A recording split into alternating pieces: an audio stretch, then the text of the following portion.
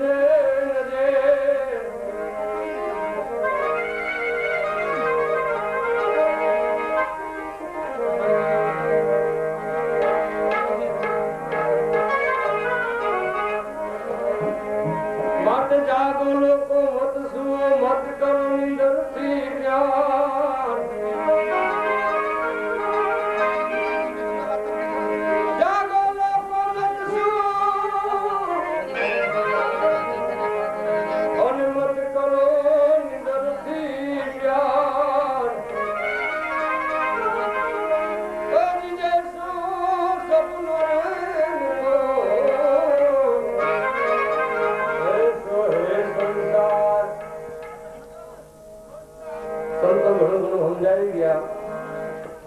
જાગો લોકો મત સુવો મત કરો નિદ્રથી ત્યાર. એવું નથી કીધું કે નિદ્રમાંથી જાગીને વાફળિયા વર થઈ જાઓ, પણ તમારું જીવન જાગૃત બનાવો, જીવન પ્રભુમય બનાવો. ભગવાને આ મનુષ્ય અવતાર આપ્યો છે તો સાર્થક કરો. આપણું જીવન છે સપના રૂપી છે. જોજો નિંદરમાં હું તમે ઉતર ઘણા ઘણા સારા સપના આવે. એવા જ એક વખત તમે 3 ભાઈબંધો જુનાગઢની યાત્રા કરવા ગયા ને ધર્મશાળામાં ઉતર્યા હતા. એમાં 3 જણા લાઈનમાં હતા. તેમાં વૈશ્ય ઉતરથી ભણનો દીકરો રાતે 2 વાગે ચાલુ થઈ ગયો. ચાલો મેં લીંબુ ડુંગળી કોથમરી આદુ મરચા ગવાર ટમાટા ભીંડવા મીઠો બગડાસડી બોલાવો, કારણ કે દિવસને બકાલાનો ધંધો કરતો. ઘણી જૂતા પડકે હું તો ઉભો થઈને ગોવા બહાર 2 મૂકી. બોલો હજુ તો ઉભો થઈ ગયો. બોલો કે મને મારી હું કામ? બોલો કે મારું ને શું કરું, મારી ચોટલી કાઢી નાખી. બોલા ને કે કોથમરી નું પૂર્યું છે. ભણાઈ ને આવા સપના આવે.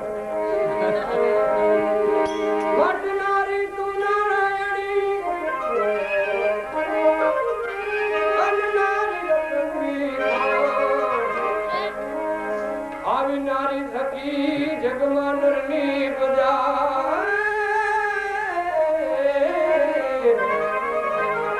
એવા ધ્રુવજી અને પ્રહલાદ.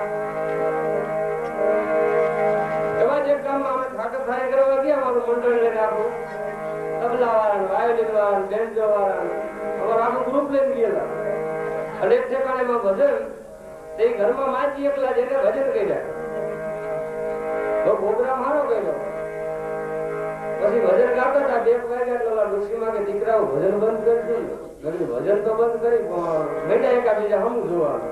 તો કે વાત શું છે? વાત કરો ને વાત કરો ત્યાં ખબર પડે. મેં કીધું તમારે નિયમ છે મારી. કે હું નિયમ? મેં કીધું તમારે ભજન ગાયા પછી થોડું ખાવા જોઈએ.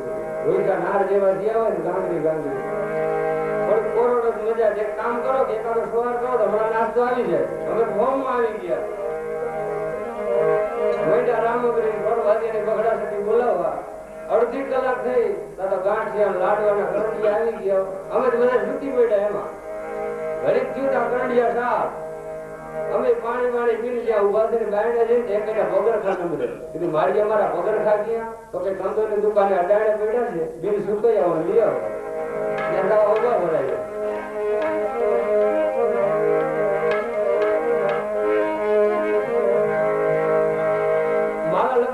મારા ઘરવાળા છે રોજ ડુંગળી બટેકાનું શાક કરે.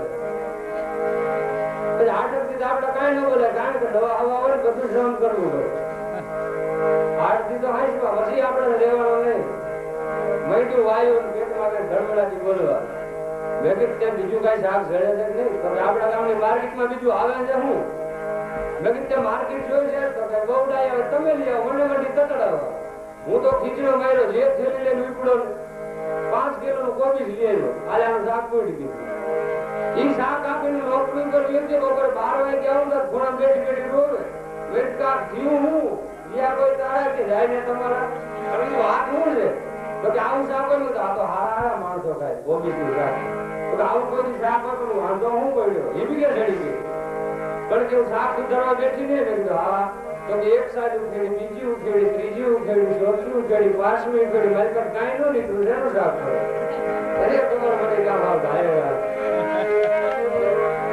આપણે ભજન ચાલુ કરી હાથ તો હવા લગી ખૂટે એમ નથી. બધું જ આપણી પાસે ગઝલ સવારી પણ ટાઈમ હોય કેવું જીરાવું.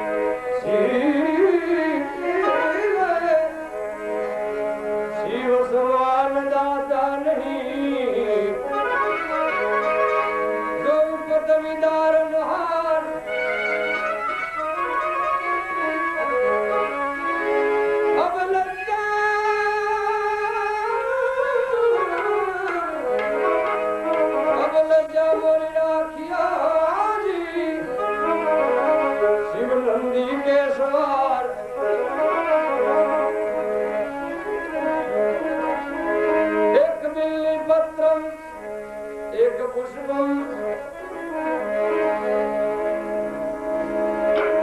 હમણાં આપણા કિશોરભાઈ શાસ્ત્રીએ એક વાત કરવી અમને નથી ગમી, વાત કરી ભજન ગવાય નહીં કે ભજન કરાય પણ ભજન ગવાય નહીં.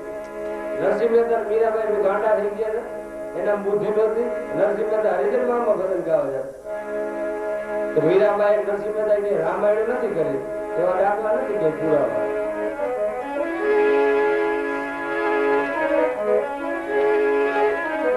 એક બિલ્લી પત્રમ એક પુષ્પમ એક લોટા જલ કી ધાર. એક બિલ્લી પત્રમ એક પુષ્પમ એક લોટા જલ કી ધાર. જો શિવજી મહારાજ ને રીઝવવા હોય તેમાં કઈ ધન દોલત ની જરૂર નથી કે પછી રામાયણ ના ચોથા લઈને બેસી જવાની જરૂર નથી. હાચા હૃદયથી હાચા ભાવથી કોઈ એક બિલ્લી પત્ર મફત એક પુષ્પમ એક લોટા જલ की धार. दयालु रिज के देत है चंद्र मोली भवचार. माघा मरम हर्षमा मरम जटा झूठ लगाई. आसन जमा के बैठ है कृपा सिंधु कैलाश. कैलाश के निवासी कैलाश के निवासी नमो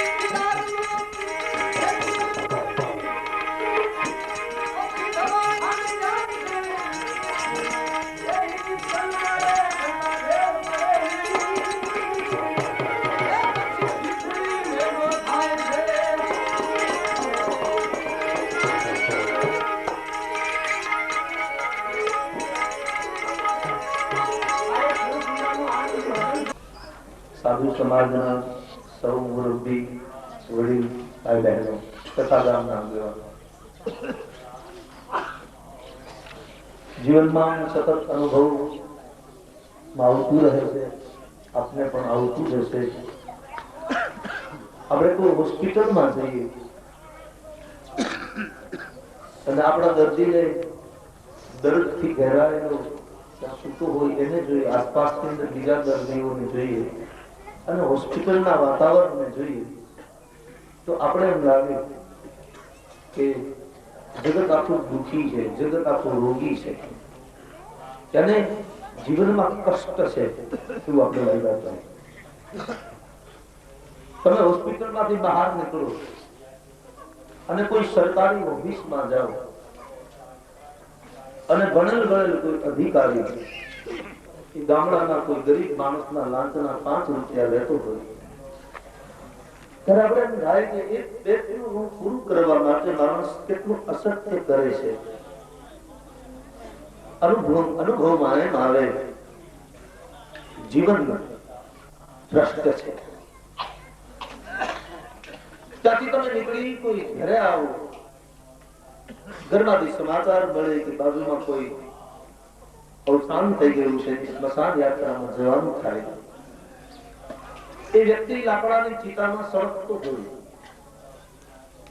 એની જયારે દશા આપણે જોઈ ત્યારે આપણે એમ થાય કે માણસ કેટલો પુરુષાર્થ કરી, કેટલી મહેનત કરે, અંતે એની દશા આ બધા બાંધી બુથી જન્મ્યા, ઉઘાડે હાથે જવાના, ઈ મળેલા માટીના તત્વો ઈ માટીમાં સમાવવાના. આ જયારે સ્થિતિ જોઈ ત્યારે આપણે લાગ્યું કે જીવન નષ્ટ છે.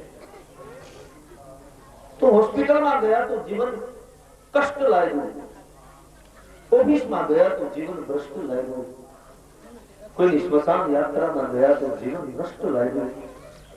પણ અમારી રામાયણ ના પાડે છે.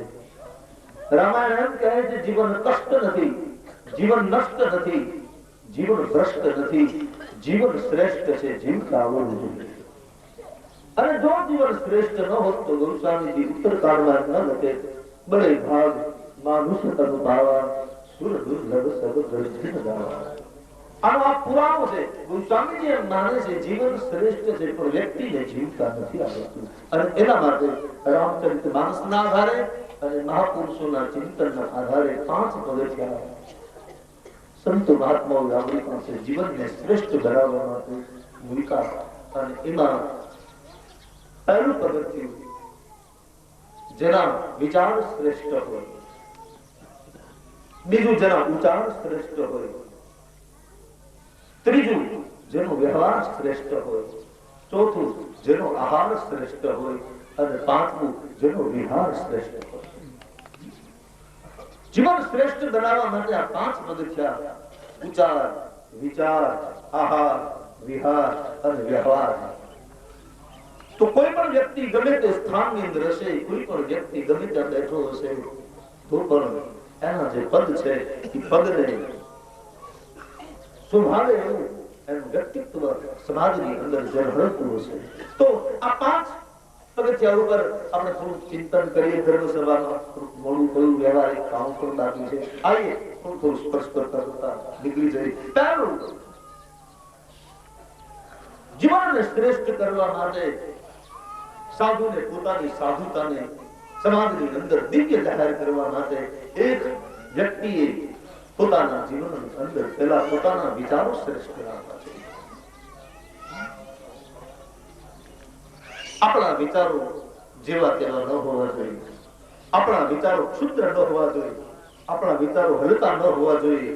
આપણા વિચારો ધર્મ અને સંસ્કૃતિને ઉજળા બનાવે એવા હોવા જોઈએ. અને એ વિચારોનું પ્રસ્થાપન ઊંચા વિચારો રાખવા એ તો આપણી સાધુઓની ફરજ છે. કારણ કે આપણે સમાજને વિચારો આપીને સમાજને એનાથી ઉજળો કરવાનો છે. સમાજને એનાથી કોઈ નવી દિશા પ્રદાન કરવાની છે. સમાજ વિષયમાં પડેલો છે. સમાજ એવા સ્થાને પડેલો છે ત્યારે એ સમાજને અધર લઈ આવવા માટે પ્રત્યેક સાધુએ પોતાના દિમાગની અંદર પોતાના વિચારો ઊંચા. અને આપણા વિચારો ઊંચા કેમ ન રહી શકે? હું ઘણી વાર એમ કહેતો હોઉં કે બીજાના ઈષ્ટ દેવ તો આવ્યા ને મરી ગયા, આપણો હનુમાનજી તો હજી હાલતો ચાલતો છે, હજી એ ગયો નથી. અને જેનો ઈષ્ટદેવ હાલતો ચાલતો હોય, જેનો પરમાત્મા આજે તો જગતની અંદર અજર અમર હોય, તો ઈ સાધુ નબળો કેમ પડે? ઘણીવાર આ વિચાર કે ખોડિયાર આવી ગઈ, કૃષ્ણ આવ્યા ને ગયા, રામ આવ્યા ને ગયા, બીજા ઘણા બધા આવ્યા ને ગયા, પણ હનુમાનજી મહારાજ હજી સાધુની રક્ષા માટે એમ છે. હું તો એમ કહું, જે આવ્યો ને ગયો એ જોવા આવવાનું નથી કે એના ઉપાસકો શું કરે છે શું નથી કરતા, અથવા તો કરતા કદાચ જોવા આવે તો એના માટે તો કેટલી બધી એને મહેનત કરવી પડે. પણ આપણો હનુમાનજી તો હાલતો ચાલતો છે એટલે દરેક સાધુને જોવે છે તમે કઈ રીતે વર્તન કરો છો. એ તો અજરઅમર છે, ગમે ત્યાં ગમે તે. અને એક ગામ એવું ખાલી ન હોય કે જ્યાં હનુમાનજીનું મંદિર ન હોય. ત્યારે આપણો ઈષ્ટદેવ જયારે હાલતો ચાલતો છે, આપણી સમક્ષ છે, આપણી સામે હાજર ઉભો છે, ત્યારે સાધુના વિચાર સંસ્કૃતિ અને ધર્મને નિભાવે એવા હોવો જોઈએ. સાધુમાં સાધુતાનું પ્રદાન કરવા માટે એક તો આપણા વિચારો ઊંચા હોવા જોઈએ. સાધુ કેમ નબળો પડ્યો? મને ખબર છે બાપજી ના વિચારો બહુ થોડા સમયની અંદર હું એને ઓળખી શકું. શ્રેષ્ઠ વિચારો. અને વ્યાસગાદી ઉપર બેસે ત્યારે એનું જે પ્રભુત્વ હતું, વ્યાસગાદી ઉપર બેસે ત્યારે સામે કોઈ પણ વ્યક્તિ હોય એની સામે જરાય છે શરમ ન રાખે. કોઈ સ્પષ્ટ કરી દે, સ્પષ્ટ વાતની અંદર એ ભાષાંતર કરી દે. ઘણા બધા એમ કહેતા હું એવું કે બાપા ખારા બહુ. મેં કીધું સાધુ છટકલા હોય. બહુ ગુસ્સે હતા અને આમાં કોઈને કેવું હોય એટલે ફળને ફળ હતા. એટલે મને એક જણાએ કેવું જયારે હું કથા વખતે આવ્યો ત્યારે ગઈ સાહેબ મને કીધું બાપા ખારા બહુ. મેં સાધુ છટકલા હોય. અને એ સાધુતાનો ગુણ છે. શરતની પાસે મળી છે એટલે શરત ક્રોધી છે. કારણ કે એની પાસે મળી જવું કીર્તિ રત્ન એના માથા ઉપર પડેલું છે. કોઈ એને લઈ ન જાય એટલા માટે શરતે ક્રોધ કરવો જ જોઈએ. નહીં કરીને કોઈ ચોરી જાય એમ સાધુ છટકેલો જ હોવો જોઈએ, સાધુ ક્રોધિત હોવો જોઈએ. કારણ કે એની પાસે ભજનની મૂડી છે, સમાજના લોકો ચોરી ન જાય એટલા માટે સાધુ હંમેશા ક્રોધિત હોય. એમની પાસે જે સાધના છે, એમની પાસે જે ભજનનું બળ છે, એમની પાસે જે સત્સંગની મૂડી છે, એને કોઈ વ્યક્તિ ચોર અને જે કિંમતી વસ્તુ હોય એનું સંરક્ષણ મજબૂત કરવું પડે. સીધી વાત છે. તમે તમાકુ વાવી હોય તો એને વાળ ન કરો તો હાલે, બાકી ટમેટા વાવ્યો એટલે વાળ કરવું જ પડે. કારણ કે કિંમતી વસ્તુ છે, કિંમતી વસ્તુનું સંરક્ષણ જોઈએ છે. એમ સાધુનો જે ભજન મળી છે, સાધુનો જે સત્સંગ છે, સાધુની જે સાધના છે, એને સમાજના જે તે માણસો અડીને હમણાવી ન જાય એટલા માટે એને પોતાના જીવનમાં ક્રોધ રાખવો જ જોઈએ. એટલે ગંગારામજી ભલે તમને લાગતું પણ એની સાધનાને સંરક્ષિત કરવા માટે એ થોડાક આલસી હતા, પણ એના વિચારો ખૂબ ઊંચા હતા. અને બેઠા ઘણી વાર કથા વાંચવા આવતો હોય પછી પોતે આમ મને સીધી રીતે તો ન કહી શકે પણ મને ઘણી વાર આમ થોડી આટ કરતી ટકોર થોડી કરે. મને કે રામકથા અત્યારે બધા વાંચે છે પણ ક્યાં પૂરી વાંચે છે? લગભગ 9 દિવસમાં 75% રાખી દી, 25% વાંચે છે. વિચારું છું કથા વ્યાસ ગાદી પર બેઠેલા વ્યક્તિએ પૂરી જ કરવી જોઈએ. અને હકીકત છે કે આપણે વ્યાસ ગાદી પર બેઠા છીએ ત્યારે એમ ન માનતા કે સામે કેવળ સમાજના માણસો બેઠા છે, ત્યાં સાક્ષાત હનુમાનજી આવીને બેઠેલો છે. અને હાલતું ચાલતું પાત્ર સામે આવીને જયારે બેઠું હોય, એ જયારે સામે આવીને સાંભળતો હોય ત્યારે સમાજના માણસો તો ઠીક છે એ વક્તાને કઈ ન કહી શકે, પણ હનુમાનજીને બહુ દુઃખ લાગે કે તે દરુદીમાં રામકથા પૂરી ન કરી. અને એટલા માટે પહેલો સિદ્ધાંત હતો, ગાદી પર બેસે એટલે ગમે તેટલો સમય હોય અને સમય મર્યાદાની અંદર એ કથા પૂરી કરતા. મને કાલે જ કોઈ પુનાના બોમ્બે ઉપર પુનાના એક ભાઈ કોન્ટ્રાક્ટર મને મળ્યા હતા. મને બાપુ અમારા પુનામાં કથા કરે એટલે એક જ થવું કે એક લીટી રામ કથાની સમાજની પાસે. પછી કદાચ સમયના અભાવે કોઈ લીટીની ક્ષણાવટ ન થઈ શકે, કોઈ સૂત્રની ક્ષણાવટ ન થઈ શકે, કોઈ ચોપાઈની ક્ષણાવટ ન થઈ શકે તો કાંઈ નહીં, પણ એનો સિદ્ધાંત એ હતો કે કથા સાંભળવા માટે હનુમાનજી મહારાજ આવે છે એટલે સમાજના માણસોને ખોટું ન લાગે, પણ મારા બાપને ખોટું ન લાગે એટલા માટે મારે રામ કથા પૂરી કરવી. અને એટલે એક રામ કથાની લીટી સમાજની પાસે પોતે ગાતા વ્યક્ત કરતા હતા. તો એમના વિચારો પણ ખૂબ ઊંચા હતા, એનું વ્યક્તિત્વ પણ ખૂબ ઊંચું. આપણે જયારે આજે શ્રદ્ધાંજલિ પ્રસંગે જયારે મેળા છે ત્યારે કાર્ય કામ એના જીવનમાં થયા, એના વિચારો શ્રેષ્ઠ હતા. સાધુએ પોતાના જીવનમાં સાધુતાને દાખવા માટે એક તો આપણે આપણા વિચારોને શ્રેષ્ઠ આપણે નબળા કેમ થઈ જાય, આપણે ઢીલા કેમ થઈ જાય, આપણાથી કઈ થાય નહીં, આપણે કઈ કરી ન શકતા.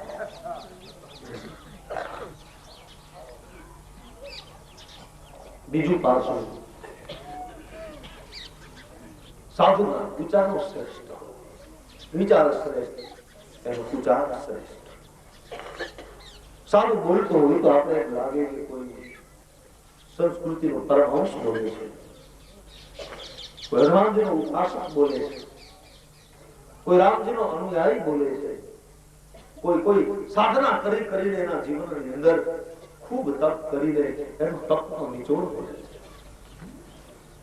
મને કાલ કોઈ અમે અહીંથી હું છૂટો ગયો, પછી મને કોઈ કીધું બાપુ તમે એમ કહ્યું કે ભજન કરાય કે ભજન સંભળાય ગવાય, એટલે મેં કીધું ભજન કરાય ને એના ઉપર ભાર.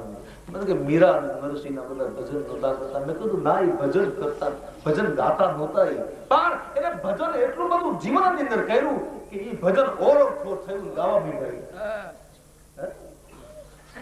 એને ગાવા માટેનો પ્રયત્ન નથી કર્યો. તમે આ તાળી પાડો છો, તમારા આનંદનો ઓવરફ્લો થાય છે. એમ મીરા અને નરસિંહે પોતાના જીવનમાં સાધના એટલી કરી, કૃષ્ણની સાથે પ્રેમ એટલો કર્યો, રામની સાથે પ્રેમ એટલો બધો કર્યો કે જેના કારણે એનું ભજન ઓવરફ્લો થયું. અને એ મહિલા રાડો પાડવા, એ મહિલા ભૂખ, એનું ભજન એના શરીરમાં હવાનું નહીં. મને ખબર છે, સંત ભોલે બાબા જોડિયાની અંદર હતા. હું જયારે જોડિયા કથા કરતો તો બાલકભાઈને મળવા માટે ગયો. રાત્રે 10 વાગે અંધારું હતું સાવ, અને બાબા નાચતા નાચે. હું ભોલેદાસજી બાપુ બે સાથે હતા ગાડીની અંદર. અંધારામાં નાચે એ માણસ. અમે કીધું જય શ્યારામ બાપુ, એટલે બેસી એ નાચતો તો વ્યક્તિ. એને પરમાત્માના સાથે પ્રેમ કરીને, ઈશ્વરની બંદગી કરીને, ઈશ્વરની સાધના કરી, અને સાધના હૃદયની અંદર સમાણી નહીં, એટલે એને સાધનાને છૂટી મૂકી દીધી અને એને નૃત્યમાં ફેરવાઈ ગઈ, એની આવેગમાં ફેરવાઈ ગઈ. ભજન કરતા કરતા ભજન જ્યારે શરીરમાં સમાય નહીં ત્યારે આ મહાપુરુષો એના ભજનને ઓળખો બહાર આવ્યું ભજન અને આવેશની અંદર એ માણસો પછી ભગવાનને મીરા અને નરસિંહની દશા આ એ ભજનીકો નહોતા, ગાયકો નહોતા, એનું ભજન ઓળખો. તો ઉચ્ચાર શ્રેષ્ઠ. વ્યક્તિ બોલતું હોય તો એના મુખમાંથી રામાયણની ચુપાઈ નીકળે, સારા વિચારો નીકળે, સારા સ્વરો નીકળે. અમુક અમુક તો બોલે તો એક વાત કરે ને તો 3 તો ગાળ બોલે.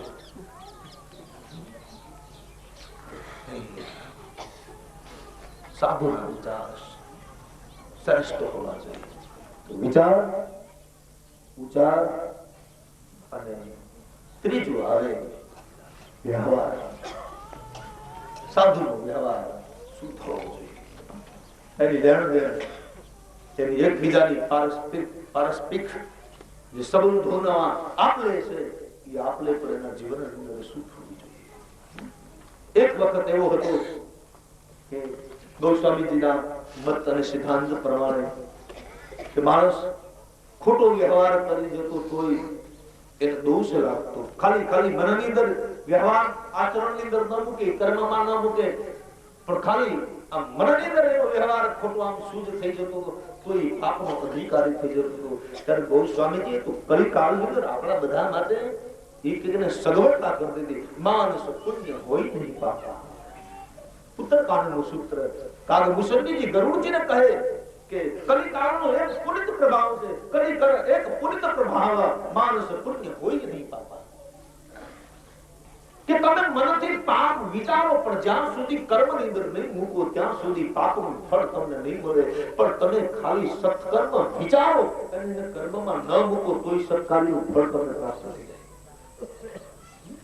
તમારે કોઈનું પુણ્ય કરવું છે અને તમે એને કર્મમાં ન મૂકો તો કે પોલીસ પકડી ન જાય. ખાલી આમ વિચાર કરો કે મારે ફલાણાનું ખૂન કરવું છે, પણ જ્યાં સુધી તમે કર્મમાં ન મૂકો ત્યાં સુધી પોલીસ પકડી ન જાય. પણ એક વખત તો એવું કે કર્મમાં ન મૂકો ને ખાલી તમારા વ્યવહારની અંદર આ વિચાર આવી જાય તોય પણ તમને દોષ લાગતો. અને જ્યારે કલિકાળની અંદર કહો કે તમે એમ કહો કે મારે મોટી રામપારાયણ કરવી છે, લાખો માણસ ચડે છે, અને તમે કર્મમાં ન મૂકી શકો તોય તમને પુણ્યનું ફળ પ્રાપ્ત થઈ જાય. આ કલિકાળ પ્રભાવ છે. માણસ હોય નહીં પુણ્ય પાપા. એક વખત તો ખાલી માણસ વ્યવહારની અંદર આવું વિચારે મારે વ્યવહારની અંદર આવું કરવું છે તોય એને પાપ. મહાભારતનો પ્રસિદ્ધ દાખલો. રામ સુધી યજ્ઞ થતો હતો. અર્જુને ભગવાન કૃષ્ણને કહ્યું કે મહારાજ મારું યજ્ઞ સફળ થયું ક્યારે માનવું? ભગવાન કૃષ્ણએ અર્જુનને કહ્યું અર્જુન તારું યજ્ઞ સફળ થયું ત્યારે મારું યજ્ઞનું બીડું રમાતું હોય અને ચાલવા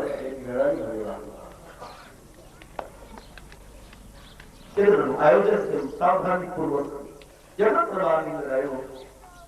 બીડું હોવાનું ઝાલર ન વાગવાનું.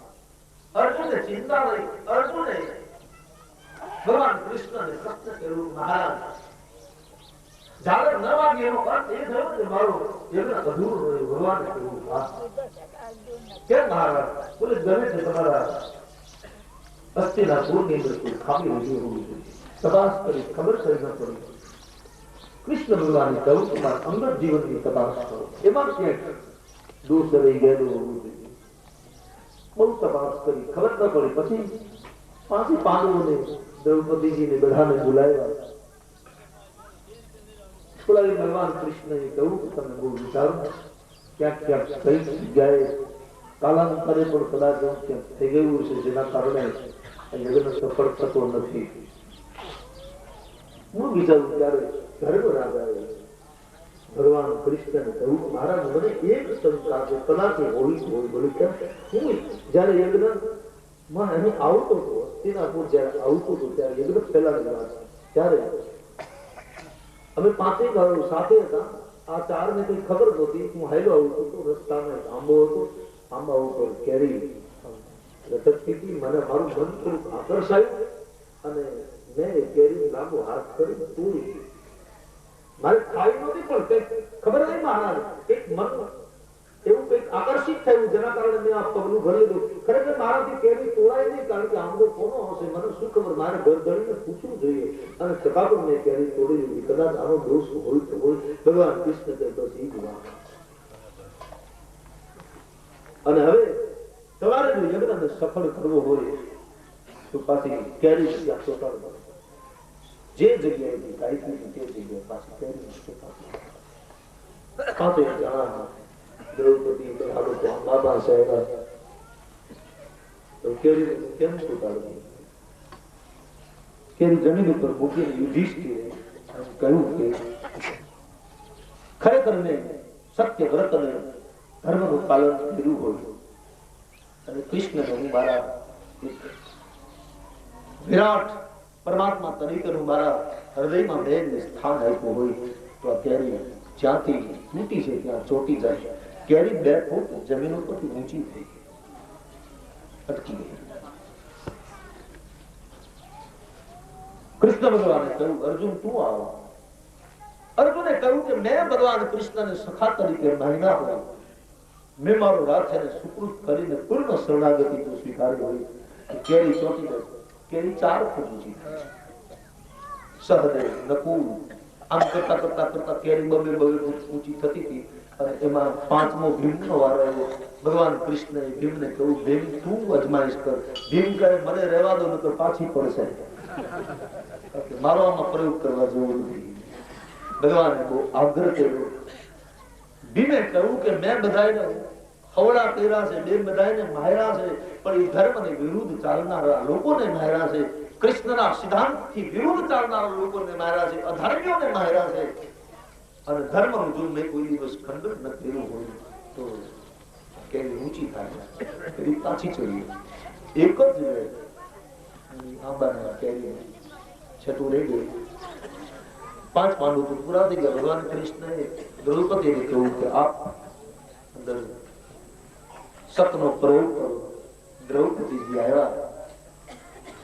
દ્રૌપદીજીએ કહ્યું કે મેં 5 પાંડવોને અતીત ધર્મ તરીકે સ્વીકારીને સેવા કરી હોય.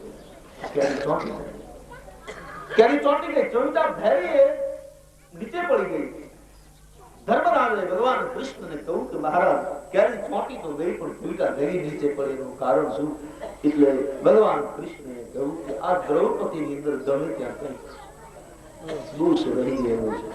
દ્રૌપદીને પૂછવામાં આવ્યું તમે કઈ દોષ? દ્રૌપદી કહે મેં હમણાં કઈ દોષ નહોતો કર્યો, પણ એક ભૂતકાળની અંદર મારાથી એક ખોટો વ્યવહાર કરવા માટેનો એક વિચાર મને કહ્યો કે એક વખત 14 વર્ષના વનની અંદર રખડતા હતા જંગલની અંદર. એ વખતે મને એવો મોટો કાંટો લાગ્યો. એટલી બધી મને પગની અંદર વેદના થતી હતી. 5 પાંડવોએ મહેનત કરી પણ કાંટો ન કાઢી શક્યા. એ વખતે મારા મનની અંદર એમ થયું કે 5 ધણી હોવા છતાં હું દુખી છું. આના કરતા એક ધણી પસંદ કર્યો હોત તો સારું હતું. અને એક જગ્યાએ રહી ગયેલો જે થોડોક આવો છે વ્યવહારનો દોષ છે, એના કારણે કેરી ચોટી પાછી નીચે પડી. તો ગોસ્વામીજી આપણા કલિકાળની અંદર તો એક મહાન વ્યવસ્થા કરતી હતી. માણસ પુણ્ય કોઈ નહીં પાપ. તો સાધુના વ્યવહાર શુદ્ધ થાય તો વિચાર શુદ્ધ, ઉચ્ચાર શુદ્ધ, વ્યવહાર શુદ્ધ અને ચોથું આહાર શુદ્ધ. ભોજન સંતોએ નથી કહ્યું કે રોજ બધાએ ભાજીને રોટલો જ ખાવ, કે બધાએ બહુ સાદું જ ખાવું જોઈએ. મહાપુરુષો એમ કહ્યું તમારી શક્તિ હોય તો તમે બહુ સારું ખાવ, રોજ ઘરે મિષ્ટાન જમીને ખાઓ, પણ આહાર લેતા પહેલા એક વખત ભગવાનને યાદ કરો. અને એટલે જ આપણા સાધુ સંપ્રદાયનો એક દોહો રામ કહે સુખ ઉપજે, કૃષ્ણ કહે દુઃખ જાય, મહિમા મહાપ્રસાદ કો આવું પ્રેમ લગાય. બસ તમારી સામે થાળી આવે અને તમે આંખ બંધ કરીને તમે ખાલી આટલું બોલી જાઓ એટલે તમારી થાળી રામજીનો પ્રસાદ થઈ ગઈ. પછી તમે જમતા નથી, પછી તમે પ્રસાદ લો છો અને પ્રસાદ ને જમવામાં બેમાં ફેર. તમે દુકાનેથી પેલો લો છો એમાંય ફેર અને રામજી મંદિરમાંથી તમને પૂજારી પેલો આપો છે એમાંય ફેર.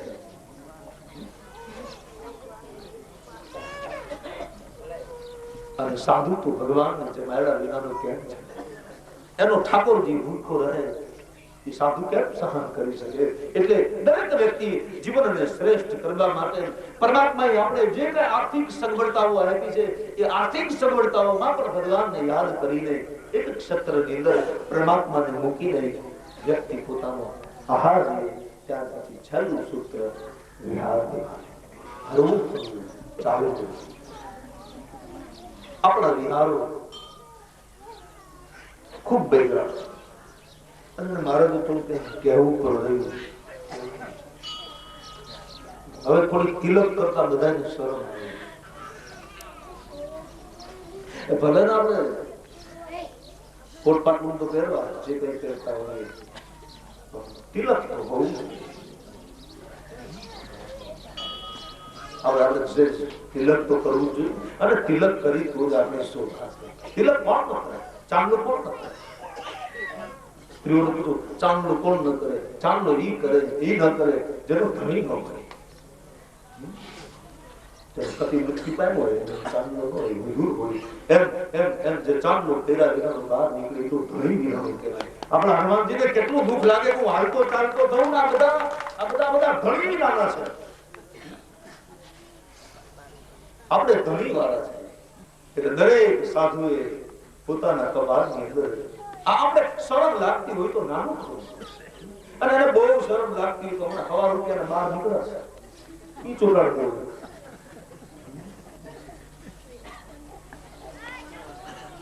આપણી લાલ શ્રી ને બાપજી લાલ શ્રી કે પછી ચંદન આવતું હોય તો ચંદન જે આવતું હોય તે સાધુના કપાળમાં તિલક કરવું અને એ જરૂરી છે.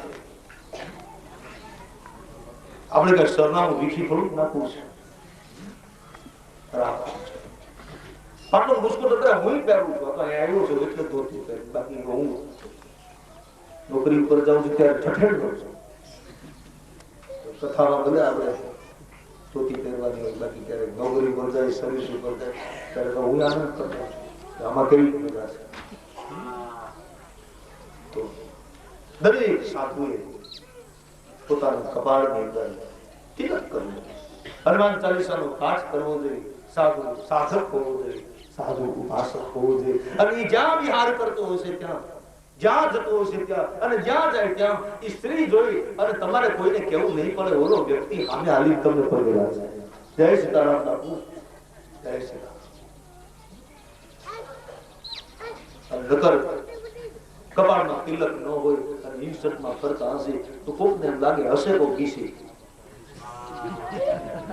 એ સાધુ ન બને કારણ કે આજ તો બધા હરખા થઈ ગયા બીજે અને એ તો આપણા કરતા વધારે બાબુ તમારે એટલે કોને ખબર પડે કે કોણ વકલ છે એના કરતા સાધુ. અને આ જે બાહ્ય વેશ છે એ કોઈ દેખાવ નતો. એક સમાજ ઉપર મોટી અસર કરનારા બાહ્ય ચિહ્નો હતા. રાવણ સાધુના વેશની અંદર હતો. એના કપાળની અંદર તિલક હતું અને એના પાસે ભગવો ભેખ હતો. ત્યાં સુધી સીતાજીને સ્પર્શ ન કરી શક્યો અને એ સીતાજીને સ્પર્શ ત્યારે કર્યો એને સાધુમાંથી એમને રાક્ષસનું રૂપ ધારણ કર્યું. નહીંતર જ્યાં સુધી સાધુમાં હતો ત્યાં સુધી ગોસ્વામીજી લખે મનમહુ ચરણ બંદી સુખનાના બાબુજી લેખું ત્યારે રાવણ તો ચરણ અંદર પગે લાગે છે વંદન કરે છે કારણ કે સાધુ વેશની અંદર છે. અપહરણ સાધુ વેશમાં નથી કર્યું. અપહરણ એને રાક્ષસના વેશની અંદર કર્યું છે. જો રાવણે તે દિવસે સાધુના વેશની અંદર અપહરણ કર્યું હોત તો આપણો સાધુ સમાજ બદનામ થઈ જાય. પણ એ રાવણને એટલી સાવધાની હતી કે સાધુ સમાજ બદનામ ન થાય એટલા માટે મારે રાક્ષસનું રૂપ ધારણ કરીને જ અપહરણ કરવું જોઈએ. અને રાવણની એ ચિંતા હતી આપણે નથી.